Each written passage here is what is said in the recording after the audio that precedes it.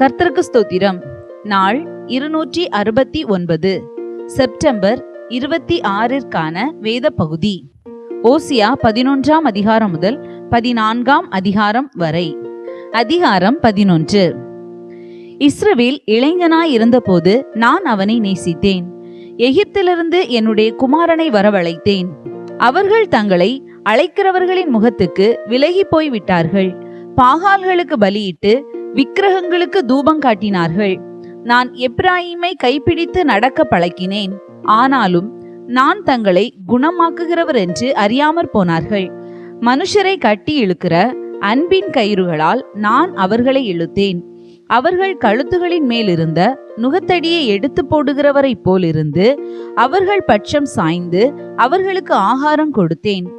மனம் திரும்ப மாட்டோம் என்றதினால் அவர்கள் எகிப்து தேசத்துக்கு திரும்பி போவதில்லை. அசீரியன் அவர்களுக்கு ராஜா. ஆகையால் அவர்களுடைய ஆலோசனைகளின் நிமித்தம் பட்டயம் அவர்கள் பட்டணங்களுக்குள் பாய்ந்து அவர்கள் தாழ்பாள்களை நிர்மூலம் பண்ணி அவர்களை பட்சிக்கும். என் ஜனங்கள் என்னை விட்டு விலகுகிற மாறுபாட்டை பற்றி கொண்டிருக்கிறார்கள்.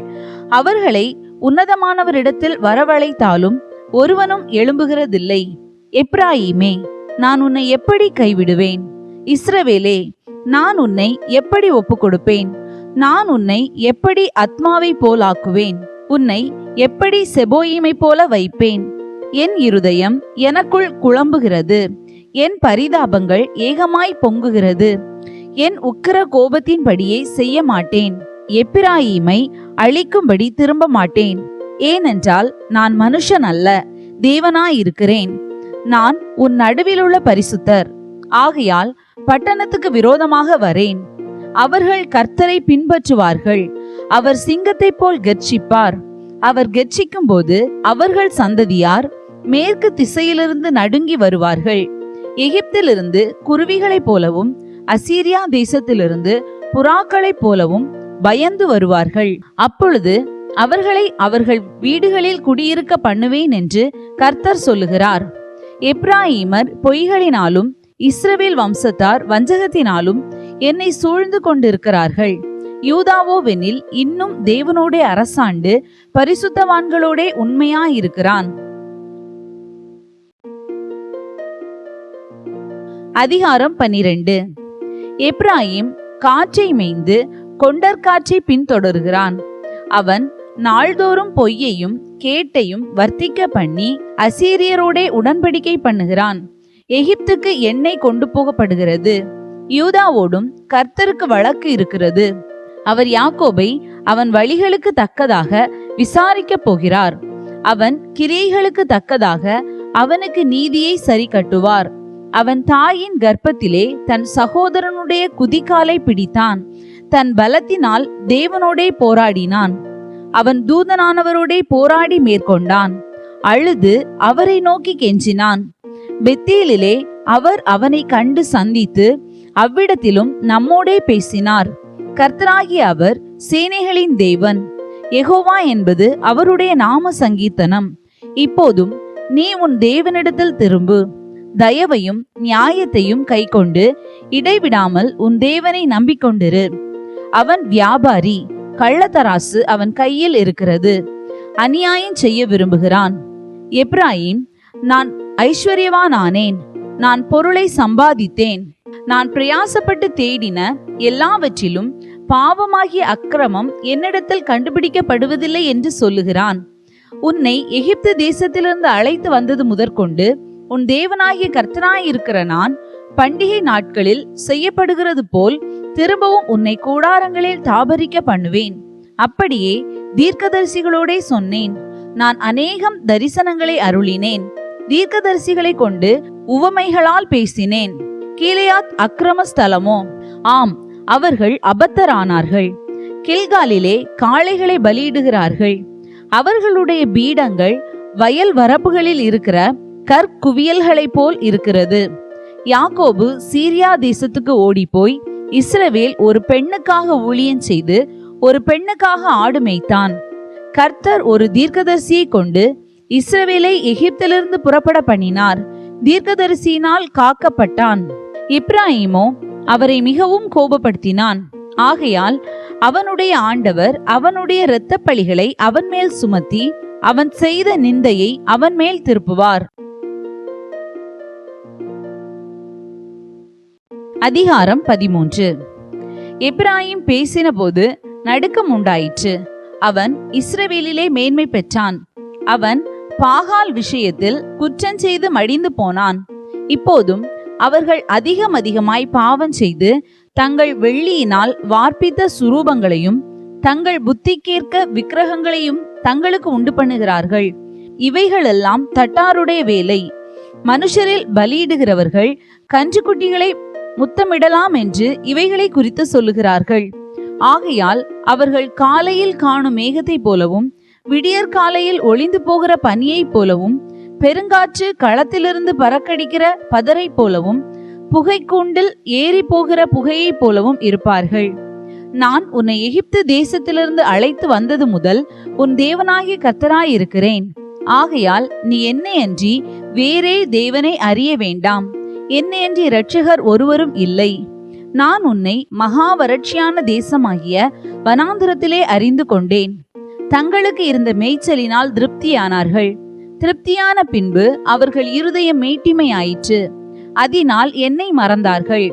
ஆகையால் நான் அவர்களுக்கு சிங்கத்தை போல் இருப்பேன், சிவிங்கியை போல் வழியருகே பதிவிருப்பேன்.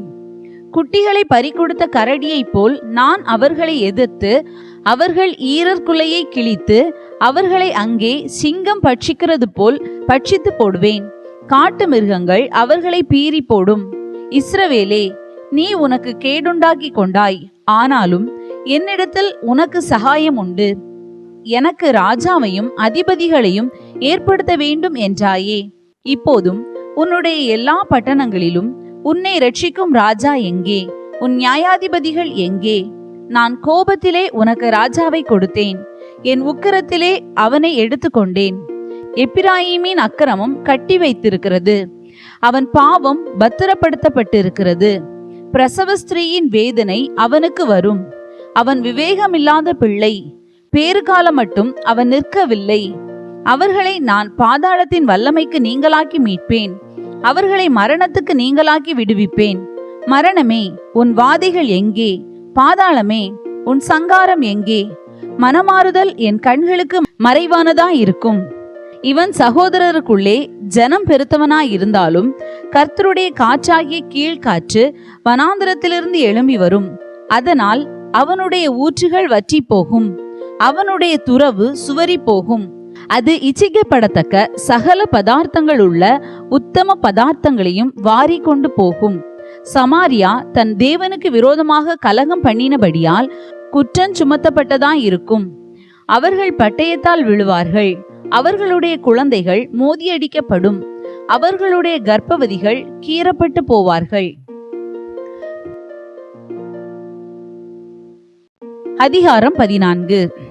இஸ்ரவேலே, உன் தேவனாகிய கர்த்தரிடத்தில் திரும்பு. நீ உன் அக்கிரமத்தினால் விழுந்தாய். வார்த்தைகளை கொண்டு கர்த்தரிடத்தில் திரும்புங்கள். அவரை நோக்கி, தேவரீர் எல்லா அக்கிரமங்களையும் நீக்கி எங்களை தயவாய் அங்கீகரித்தருளும். அப்பொழுது நாங்கள் எங்கள் உதடுகளின் காளைகளை செலுத்துவோம். அசீரியா எங்களை இரட்சிப்பதில்லை. நாங்கள் குதிரைகளின் மேல் ஏற மாட்டோம். எங்கள் கைகளின் கிரியையை பார்த்து நீங்கள் எங்கள் தேவர்கள் என்று இனி சொல்ல மாட்டோம். திக்கற்றவன் உம்மிடத்தில் இரக்கம் பெறுகிறான் என்று சொல்லுங்கள். நான் அவர்கள் சீர்கேட்டை குணமாக்குவேன், அவர்களை மனப்பூர்வமாய் சிநேகிப்பேன். என் கோபம் அவர்களை விட்டு நீங்கிற்று. நான் இஸ்ரவேலுக்கு பனியை போல் இருப்பேன்.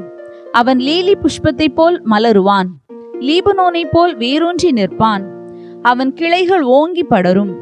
அவன் அலங்காரம் ஒலிவ மரத்தினுடைய அலங்காரத்தை போலவும் அவனுடைய வாசனை லீபனோனுடைய வாசனையை போலவும் இருக்கும். அவன் நிழலில் குடியிருக்கிறவர்கள் திரும்புவார்கள். தானிய விளைச்சலை போல செழித்து திராட்சை செடிகளைப் போல படருவார்கள். அவன் வாசனை லீபனோனுடைய திராட்சரசத்தின் வாசனையை போல இருக்கும். இனி எனக்கும் விக்கிரகங்களுக்கும் என்ன என்று எப்பிராயீம் சொல்லுவான். நான் அவனுக்கு செவி கொடுத்து அவன் மேல் நோக்கமாயிருந்தேன். நான் பச்சையான தேவதாரு விருட்சம் போல் இருக்கிறேன், என்னாலே உன் கனி உண்டாயிற்று என்று எப்பிராயீம் சொல்லுவான். இவைகளை உணரத்தக்க ஞானமுள்ளவன் யார்? இவைகளை கிரகிக்கத்தக்க புத்தியுள்ளவன் யார்? கர்த்தருடைய வழிகள் செம்மையானவைகள், நீதிமான்கள் அவைகளில் நடப்பார்கள். பாதகரோவென்றால் அவைகளில் இடறி விழுவார்கள். இன்றைய நாளுக்கான வேத பகுதி வாசித்து முடிந்தாயிற்று. தேவனுக்கே மகிமை உண்டாவதாக.